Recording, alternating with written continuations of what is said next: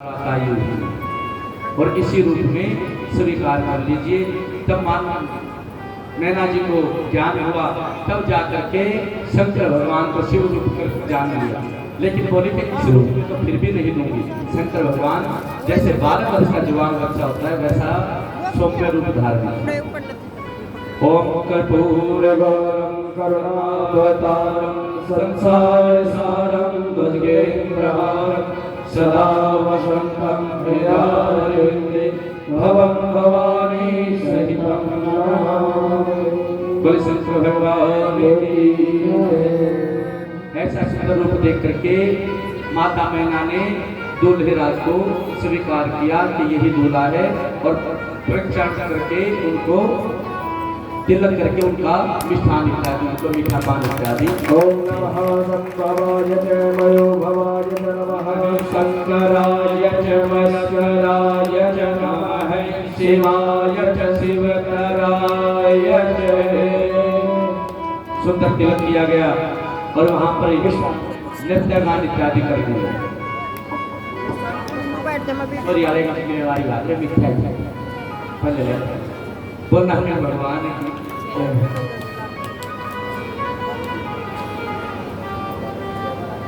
जयमाला करवाइएगा और सुंदर भजन। शंकर भगवान के विवाह के अंदर जो देवता अप्सरा गान इत्यादि करने के लिए आए हुए, अप्सराएं नृत्य कर रही हैं और देवी देवता इत्यादि गान कर रहे हैं, गंधर्व गान कर रहे हैं बड़े सुंदर सुंदर भजनों के द्वारा।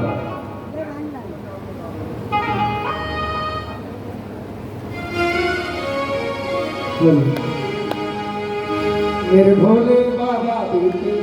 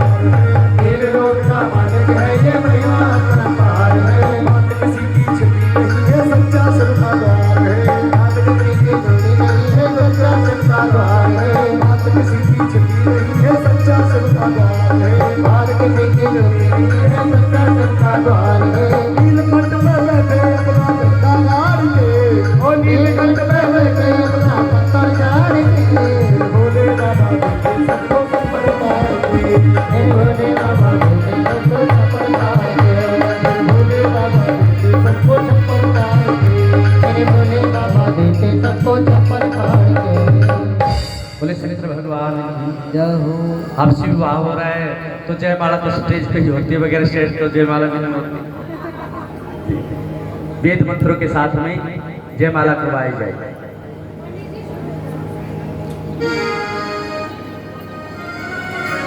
ओम मंगलम भगवान विष्णु मंगलम गणेश जय मंगलम पुंडरीकाक्षाय मंगलाय तनो हरि सर्व मंगल मांगल्ये शिवे सर्वार्थ साधिके शरण्ये त्र्यंबके गौरी नारायणी नमोस्तुते। स्वस्ति न इंद्रो वृद्धस्वा स्वस्ति नः पूषा विश्ववेदाः स्वस्ति नस्तार्क्ष्यो अरिष्टनेमिः स्वस्ति नो बृहस्पतिर्दधातु।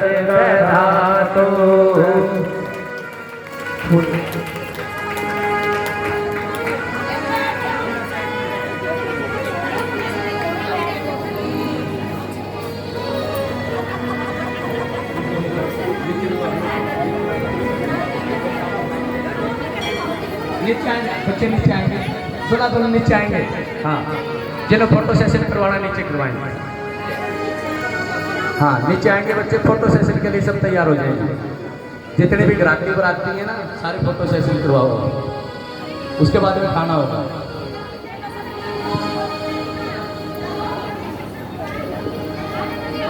बोलो बोलो बोलो, बोले शंकर भगवान की जय। और प्यारा सा मुखड़ा लंबे केस दुनिया का राजा शंकर महेश हरे का सहारा है मेरा शिव शंकर।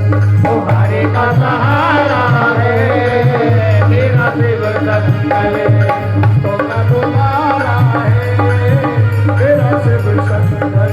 ओ भक्तों का दुलारा है मेरा शिव शंकर। प्यारा सा मुखड़ा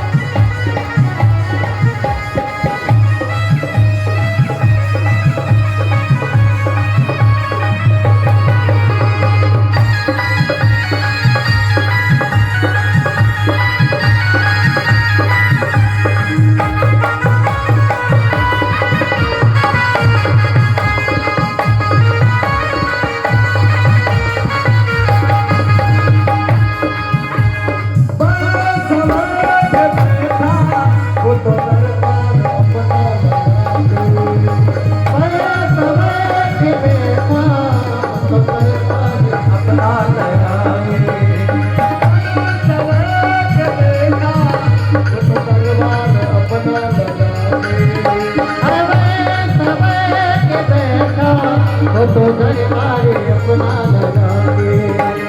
देख लो दर्शना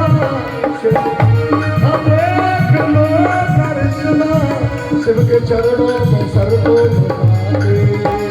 देख लो सबके चरणों में सर को झुकाए। कष्ट हरे दुख लेके, कष्ट हरे दुख लेके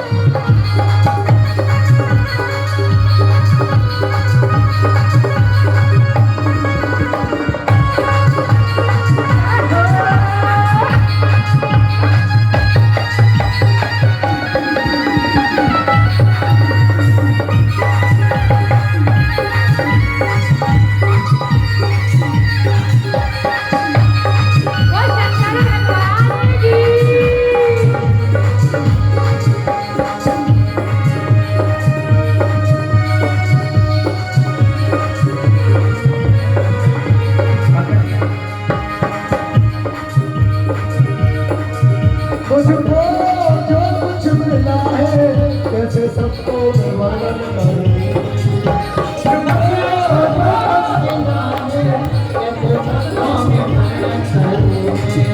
मुझको जो कुछ मिला है कैसे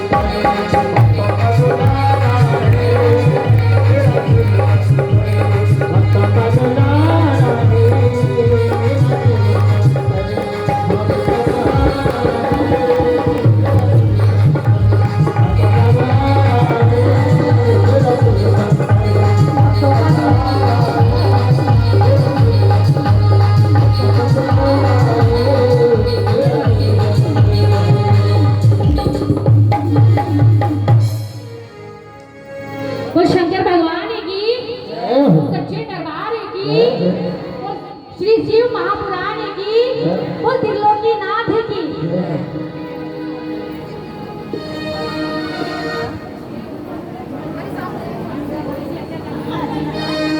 हरिद्वार में डमरू बजे काशी हिल सारी री काशी हिल सारी री हरिद्वार में डमरू बजे काशी हिल सारी री काशी हिल सारी री हरिद्वार में डमरू बजे काशी हिल सारी री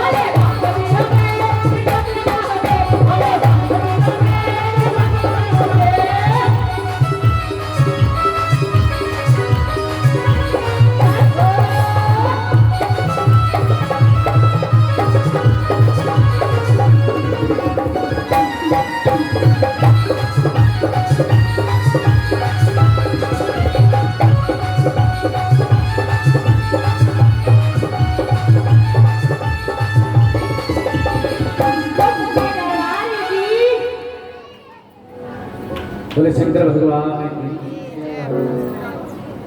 जब आप और हमको इस शिव विवाह में इतना आनंद है तो सोचिए कि माँ पार्वती और शिव का जो पुरातन आदिकाल अनादि अनंत है उसके विवाह के अंदर संसार में कितनी खुशियां मनाई, कितने प्रसन्न हुए। और माता मैना ने शंकर भगवान का प्रेक्षण किया।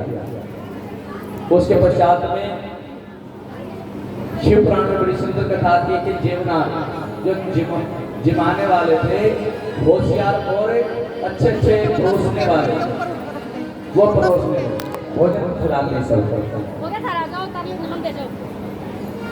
लेकिन वो भी शिव की ऐसी बारात को देख करके जैसे आप हैं वैसे ही वो भी आश्चर्यजनक रहे कि ऐसे ऐसे बारात हैं।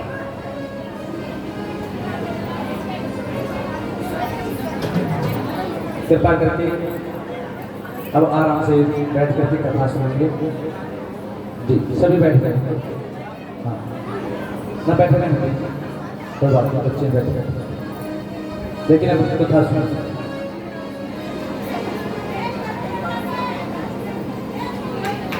नमः पार्वती पतये हर हर महादेव।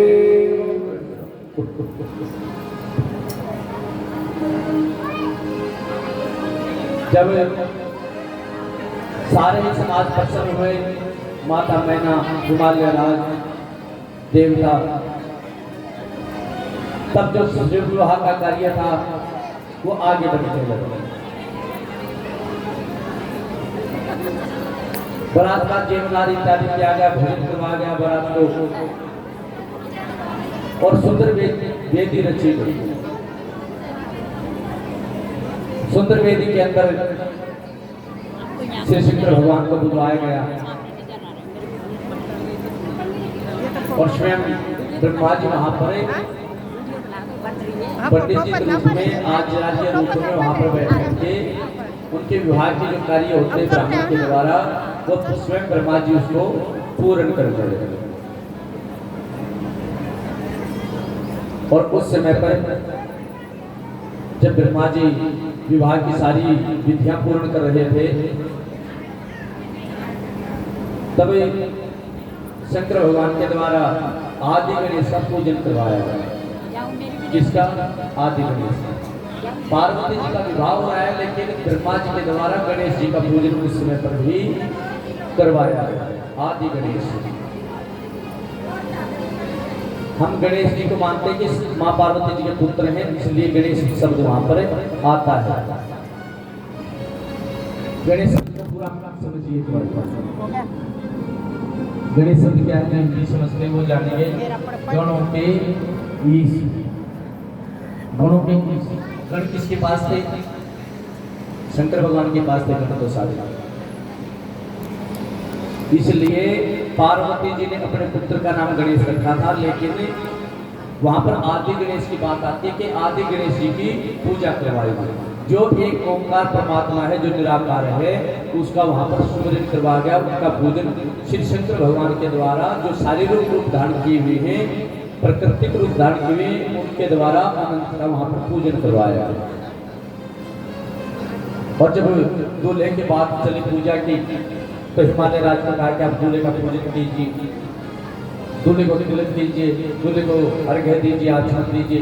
विवाह की जितनी कार्य प्रणाली होती सारी की सारी पूर्ण की गई। उसके बाद में आता है साफोचार, मिलनी। आप किस गोत्र से हैं? कन्या किस गोत्र से है? शंकर भगवान का क्या गोत्र है? आपके दादा का नाम क्या है? आपके परदादा का नाम क्या है? विवाह के अंदर इसको बोलते हैं साफोचार। और सिंपल भाषा में होता है मिलनी करना। मिलते ना, मामा मामा, चाचा चाचा, मौसा, आपस में मिलनियाँ करते हैं। ब्रह्मा जी ने हिमालय राज का गोत्र पूछा, उनका नाम पूछा, प्रवर पूछा, शाखा पूछी, और शिव से पूछा गया आपके पिता का नाम बोलिए, सर्वप्रथम गोत्र बताइए। शंकर भगवान ने नारद जी की तरफ देखा, बोले ये इतने चक्कर पड़ेंगे शादी में, इसलिए तो मना किया था। अब पंडित जी पूछ रही है, ब्रह्मा जी पूछ रहे हैं, गोत्र क्या मेरा, बताओ। गोत्र तो उसका होगा जो किसी ऋषि परंपरा से आकर के जन्म लेगा। बोले बताओ मेरा गोत्र क्या है? बोले अनादि। ये अनादि। ब्रह्मा जी को कहा तो अनादि गोत्र से, अब समझ लेना कौन सी पुस्तक में मिलेगा अनादि गोत्र। बोले अनादि गोत्र जिनका आगे प्रॉपर्टी जी क्या कहते हैं, ठीक है। इनके पिता का नाम बोलिए। शंकर भगवान बोले मेरे साथ में यही बोलेंगे। नारद महाराज ने कहा कि इनके पिता का नाम है स्वयं ब्रह्मा जी, ठीक है, ब्रह्मा जी के पुत्र जी। बोले इनके दादा, बोले श्री विष्णु जी। बोले एक पीढ़ी और रह गई है, बस 3 पीढ़ी तक का उच्चारण करना है। इनके परदादा का नाम और बता दो, और ज्यादा नहीं पूछना। तब तक शंकर भगवान बोले अपना परदादा में स्वयं मेरे से ही विष्णु जी का प्रकट हुआ, प्रकट विष्णु जी से ब्रह्मा जी का, और ब्रह्मा जी के द्वारा रुद्र देवता प्रकट हुए। बोले इसलिए मैं अपना स्वयं परदादा। पंडित जी महाराज आपको जो जरूरी कार्य करना वो करो। विवाह के समय पर क्या होता है, जब 3 बजते हैं सुबह को, खा पी करके घराती चले जाते हैं। पंडित जी को क्या कहा जाता है, जल्दी करना पंडित जी, बच्चे थक गया। लास्ट में थके होते हैं बच्चे, जल्दी करो। वैसे शंकर भगवान ने कह रहे हैं कि ब्रह्मा जी को कह रहे हैं ब्रह्मा जी जल्दी जल्दी निपटाओ, करो जल्दी काम। ब्रह्मा जी ने दूल्हे का पूजन करके कन्या को आह्वान किया, कन्या बुलाई जाए, ऐसा समझता है। माता पार्वती जब पैरों के ऊपर बैठी है, उस समय पर ब्रह्मा जी के मन के अंदर उस समय पर भी छल आया। कन्या को उसके मामा पक्ष के द्वारा, भाई पक्ष के द्वारा पूरी तरह से आवरण करके ढक करके तब पैरों के ऊपर बैठाया गया। कन्या वो भी समझदार, जगत जननी माँ जान, ऐसा स्वरूप। जैसे माँ भगवती के 3 रूप हैं, एक पार्वती माता, एक सीता माता और एक राधा, 3 रूप। अब आदि जगदम्बा का रूप है। तब उन्होंने विवाह की पूर्ण विधि निभाते हुए जो वस्त्र इत्यादि उड़ाया गया था उसको पैरों के नीचे और भी दबा दिया। ब्रह्मा जी जब विवाह करवा रहे थे तो उस समय पर उनका मन हुआ कि दुल्हन का मुख देखने।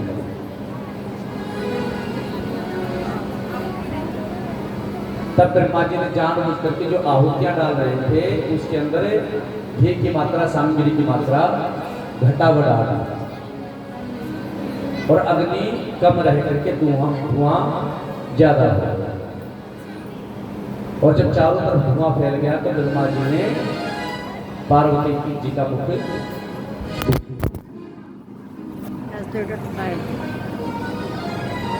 शिव परमात्मा को क्रोध आया। बोले हे ब्रह्मा जी, आपको पूर्व में भी इन्हीं कारणों से आपकी पूजा नहीं होती थी, मैंने श्राप दिया था। और अब फिर आपने ऐसा ही ये कार्य किया है जो समाज के अनुसार निंदनीय है। इसलिए मैं आपको श्राप देता हूं कि जिस विवाह के अंदर इस प्रकार का कार्य होगा उसी विवाह को बहुत ज्यादा अच्छा संकेत नहीं माना। विवाह पर फिर उनके अंदर धुआं हो जाए तो कहते पंडित जी घी डालो जल्दी से। और कोई अपशुभन नहीं होता है, किसी के लिए नहीं होता है। लेकिन ये मानते कि शिव विवाह के अंदर धुआं हो गया था और वहां पर पार्वती जी का मुख देखने की चेष्टा ब्रह्मा जी ने की थी। और वहां पर ब्रह्मा जी का पतन हुआ और उनके द्वारा जो ऋषि महात्मा इत्यादि हैं उनके द्वारा वो प्रकट हुए जिनको स्वर्ग के अंदर स्थान दे दिया। इसलिए विवाह की विधि वहां पर जितनी भी है शास्त्रीय विधि के अनुसार किया जाना चाहिए। शिव और पार्वती जी का विवाह श्री ब्रह्मा जी के द्वारा पूर्ण करवाया गया। विवाह के पश्चात में लोक की रीति के अनुसार, लोक की रीति का आसरा लिया गया है। अन्यथा उससे शिव विवाह कौन वर्णन करे, जिसके अंदर स्वयं जगत पिता शंकर भगवान दूल्हे रूप में बैठे हों और माँ जगदम्बा सारे जगत की अपनी माता है, जो स्वयं जानती दुल्हन रूप में बैठी हो, उसका वर्णन कौन कर सकता है? वहाँ पर कैसे ठहरे हुए, क्या हुआ, वहाँ का कोई कवि अपनी कल्पना के अनुसार भी वहाँ का वर्णन नहीं कर सकता। लेकिन लौकिक रीति का आसरा लिया गया ताकि जनमानस को ये कथा समझ में आ सके। विवाह का कार्य संपूर्ण करवाया गया और पार्वती माता ने वरदान मांगा कि हे प्रभु जी, जहाँ पर भी विवाह की विधि हो, ये वेदियां रची जाएं, जहाँ ब्राह्मण के द्वारा ये सारी शास्त्रीय विधि पूरी की जाए, वेद मंगल पाठ हो, वहाँ पर आप आशीर्वाद दें कि शिव और पार्वती रूप में हम दोनों विराजमान। तब से शिव और पार्वती जी का विवाह के अंदर वहाँ पर विराजित माना जाता है। बोले शंकर भगवान। हम कथा समाज हित के लिए कर रहे हैं, सभी का हित हो, सभी को अच्छे विचार आए, सभी सन्मार्ग पर चलें, सभी का कल्याण। इसलिए यहाँ पर हो सकता है शब्द कुछ कठोर लगे, लेकिन ये आवश्यक है। हम जो विवाह करते हैं सारे समाजों में, किसी विशेष की समाज की बात नहीं है। अब तो हर समाज में होने लगा, ब्राह्मण समाज में भी ऐसा होने लगा, तो औरों के नाम क्या करेगा। एक तरफ हम मदिरा का ठेका लगवा देते हैं, मदिरा का चलता है, और दूसरी तरफ हम क्या करते हैं, वेदी रची जा रही है, रस्ते वेदी। एक तरफ पीने वाले बैठे हैं, दूसरी तरफ ब्राह्मण देवता करें गणानान्वा गणपति गुंगहवा महे गणान्वा प्रियपति गुंगहवा। वहाँ गणेश जी का आह्वान हो रहा है, वहाँ दूसरी तरफ वारुणी।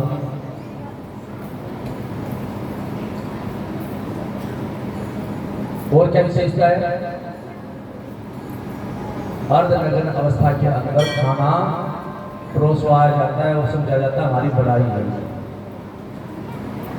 प्रदेश की कन्याएं बुला करके, लड़कियां बुला करके उनको अर्धनग्न अवस्था के अंदर वो ट्रे लेकर के घूमेंगी, सबको जाम पिलाती घूमेंगी, तो ये माना जाता है कि इससे हमारा ऐश्वर्य बहुत बड़ा दिखाई पड़ा कि हमने ये बुला रखी है।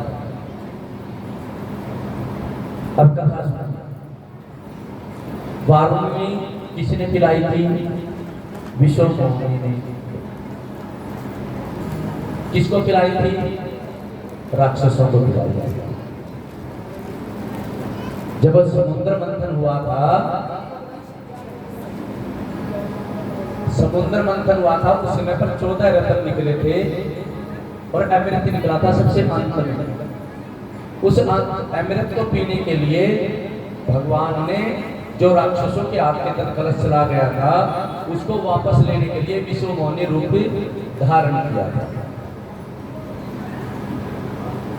और विश्वमोहिनी रूप धारण करके राक्षसों के सामने जब गए तो राक्षसों ने कहा कि इतना सुंदर, बोले हमारे झगड़ा पड़ा हुआ है, बोले आप हमारा फैसला कर दीजिए। तो विश्वमोहिनी ने कहा कि मैं तो रास्ते जा रही थी, आप मुझे जानते नहीं, पहचानते नहीं, आप मुझे क्यों पंचायत में बुला रहे हैं झगड़े की शांति के लिए? तो उन्होंने कहा नहीं, हमको तो पूर्ण विश्वास आपके ऊपर, आप आइए, आप झगड़ा नहीं करा रहे। और विष्णुमोहिनी ने छल किया, देवताओं को अमृत पिलाया और राक्षसों को मदिरा पिलाया।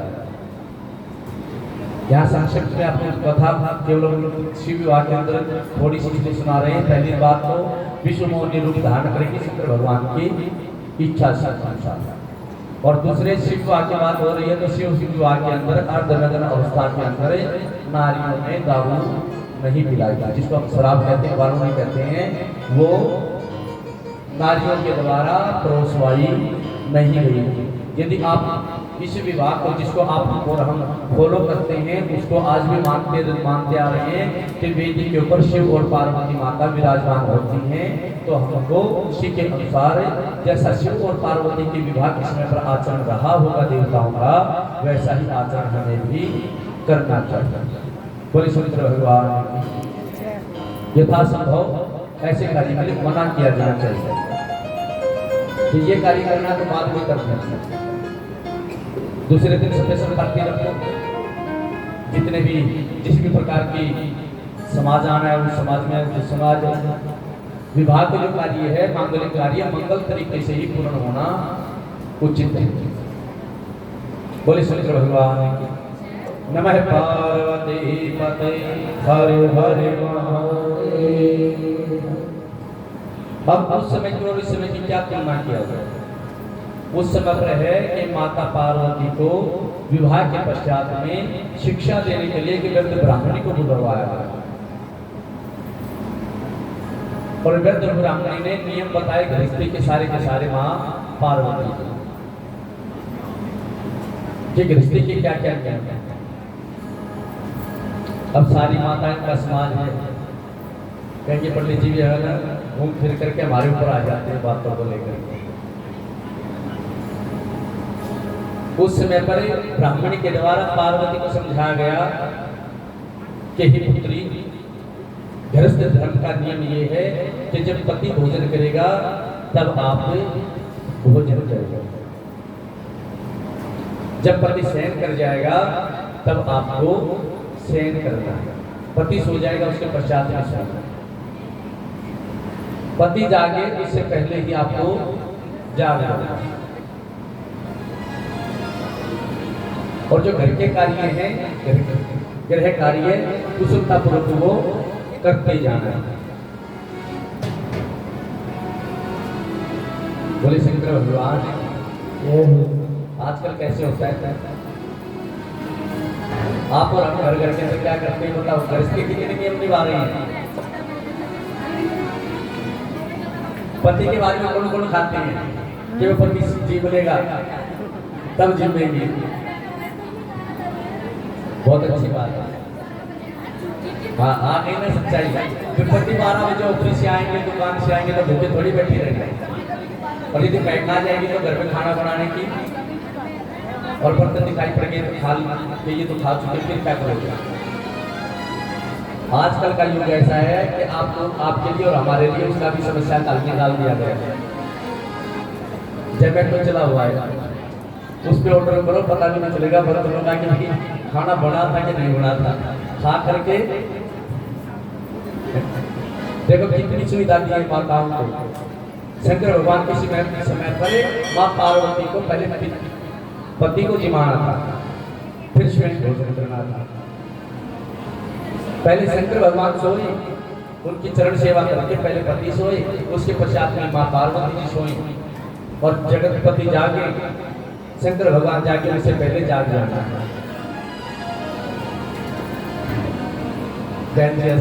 कितने जागते हैं सत्य है। तो माँ पार्वती का अंश सबके अंदर है। सभी को माँ पार्वती के इसी विवाह से प्रसन्न से हमको शिक्षा मिलती है कि पति की सेवा ही गुरु सेवा, पति की सेवा ही ईश्वर सेवा। ब्राह्मण ने समझाया कि यदि आप पति की सेवा करेंगे तो आपको वैसे ही मोक्ष की प्राप्ति हो जाएगी। पति के पद चिन्हों पर चलने मात्र से ही आपको जो जितने भी संसारिक सुख होते हैं उनकी प्राप्ति हो जाएगी। हमारी उधर भाषा तो वैसी है ही। हमारे यहाँ रिश्ता देखने जब जाते हैं तो पहले सबसे पहले सब क्या कहते हैं आजकल के माता पिता, यदि जो लड़का देखने चले जाए तो लड़के वाले से पहले शर्त क्या होती है? हमारी बेटियां तो नौकरी करती है गुड़गांव में, 25 लाख का पैकेज है उसका, और पहले शर्त क्या रखेंगे? बोलती और यानी नहीं, हमारी बेटी काम नहीं करेगी। सॉरी बोले हमारी चोरी काम नहीं करेगी। हमारे उधर गए बोले चुटकुले में बोले खाप नहीं करेगी और सांप को चढ़ेगी।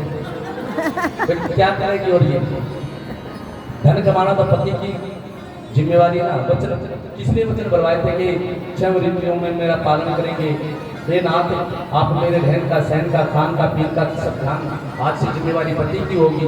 वहां पर पति ने जिम्मेवारियां ली ना, अग्नि को साक्षी मान करके, ब्राह्मण को साक्षी मान करके, मंत्रों को वहां पर साक्षी मान करके पति ने कहा कि हाँ, धन कमाना मेरी जिम्मेवारी है। आपकी जिम्मेवारी क्या रहेगी? उस समय फिर ऊपर कह दीजिए, खाना बनाने मेरी जिम्मेवारी नहीं रहेगी, ये मेरा वचन है, कहिए ना।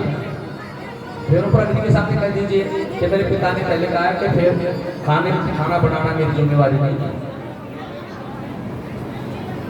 लेकिन नहीं, वो शिव और पार्वती जी का विवाह है, ये संसारिक है। हम बहुत कलयुगी प्राणी हैं और कलयुग के अंतर्गत हम वैसा करते हैं जैसा हम चाहते हैं। फिर कहते हैं भगवान ने भी ऐसा किया।